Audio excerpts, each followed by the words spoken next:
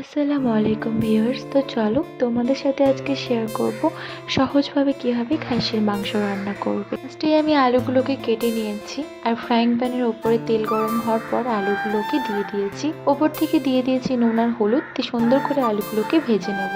চলো যতক্ষণ আমার আলু ভাজা হচ্ছে ততক্ষণে আমি মাংসটা মাখিয়ে নিই। মাংসটা মাখানোর জন্য আমি ব্যবহার করেছি নুন, পেঁয়াজ, টমেটো, হলুদ, লঙ্কার গুঁড়ো, ধনে এবং জিরে। ওপর থেকে দিয়ে দেবো আমি সর্ষের তেল, দিয়ে ভালো করে এগুলোকে হাতের সাহায্যে মেখে নেব। তো চলো আমি সুন্দরভাবে চটকে চটকে মেখে নিই। আর যত ভালো করে মাখবে তত কিন্তু রান্নার স্বাদ ভালো আসবে। এদিকে আমার আলুগুলো কিন্তু সুন্দর করে লাল লাল করে ভাজা হয়ে গেছে। আলুগুলো আমি একটা পাত্রে তুলে নিচ্ছি। মাংসটা আমি অনেকক্ষণ আগেই চাপিয়ে দিয়েছিলাম, দেখি মাংসটা বেশ ভালোই সিদ্ধ হয়েছে, তাই একটু নাড়াচাড়া করে নিলাম।